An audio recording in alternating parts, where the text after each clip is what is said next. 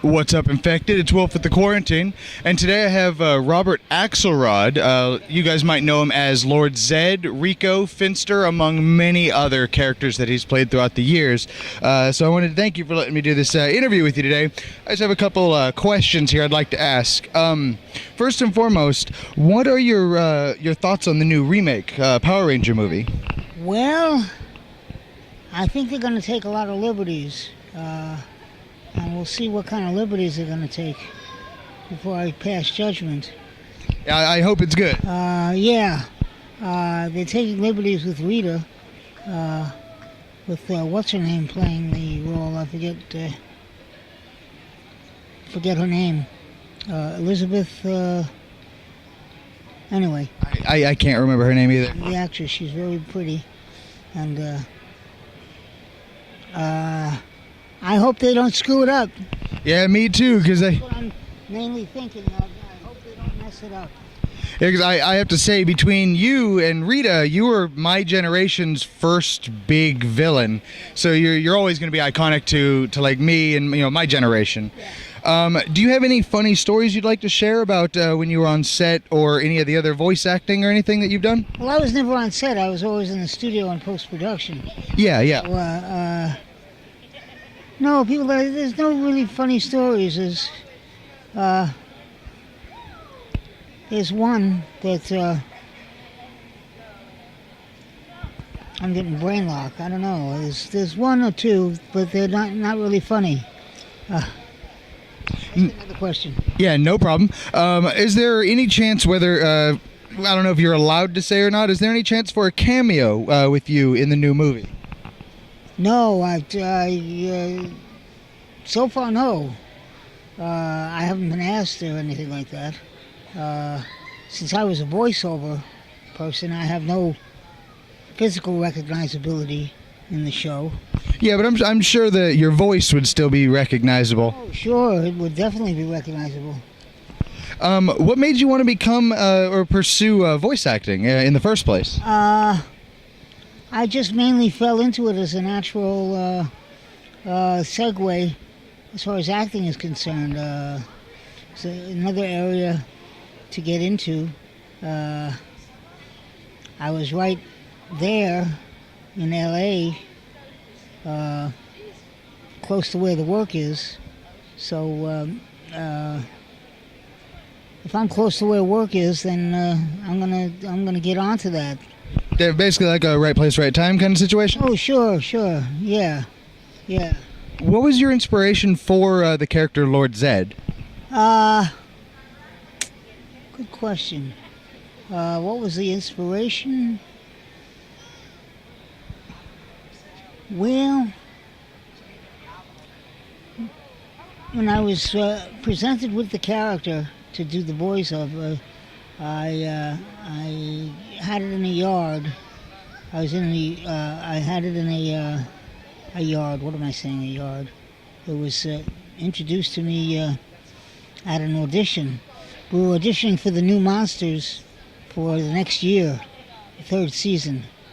I think it was the second or third season. The third season. Yeah, the third season. And there were a whole bunch of pages on the table of the new monsters that were coming up, and I had little snippets of film prepared to audition the new monsters with. Little snippets of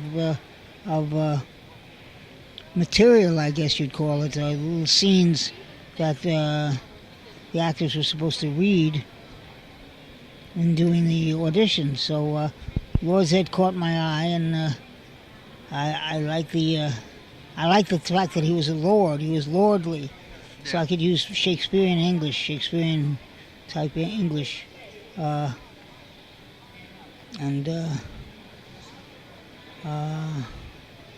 when I heard the tape, they played the tape of the he was supposed to.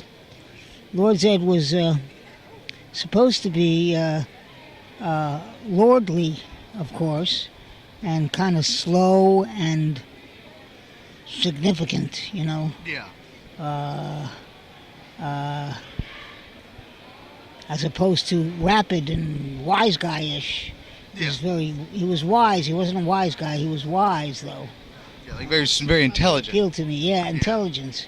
So, yeah, that's a good word. And that's what appealed to me. So his intelligence. And he's not just a stupid bad guy. He's intelligent bad guy. He was the bad guy. Yes. So I played upon that.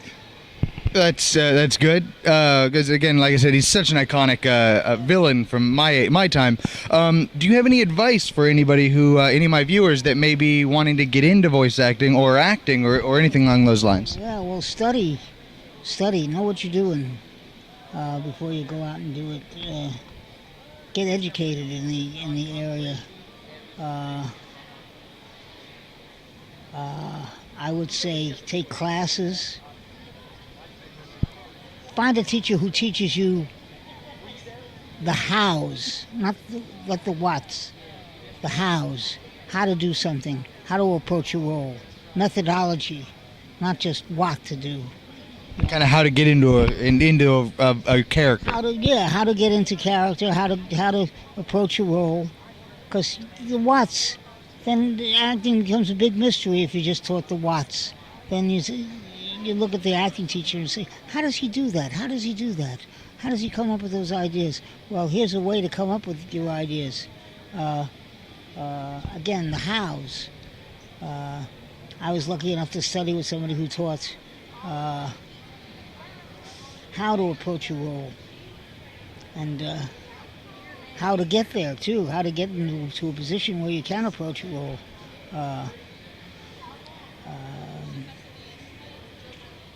It's not that complicated. It's a business process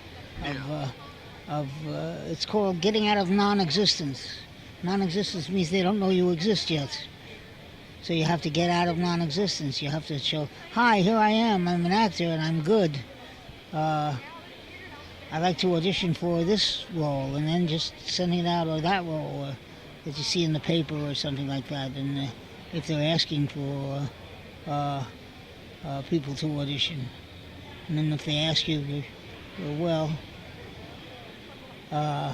they ask you to audition, and you go in and you have a methodology behind you to actually do the audition.